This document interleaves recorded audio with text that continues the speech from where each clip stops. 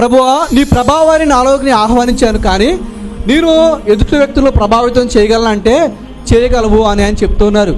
ఎప్పుడు అనేకులను ప్రభావితం చేయగలమంటే ఒక ఆశ మనలో ఉన్నప్పుడు, ఒక ఆలోచన మనలో ఉన్నప్పుడు, ఒక ఆసక్తి మనలో ఉన్నప్పుడు మనం అనేకులను ప్రభావితం చేయగలము.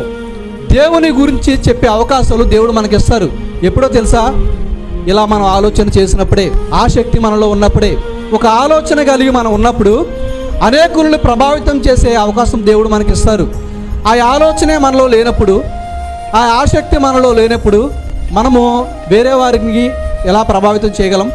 వేరే వారికి ఎలా సువార్తను తెలియజేయగలం? అందుకనే దావీదు గారు ఆయన ఈ మాటను 2 సార్లు చెప్తూ ఉన్నారు.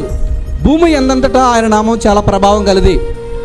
ఇంతటి ప్రభావం గల దేవుని మన జీవితంలోనికి ఆహ్వానించి ఉండిపోయినట్లయితే అలా ఉండకూడదు అని ఆయన మరోసారి మనకు గుర్తు చేస్తూ ఉన్నారు.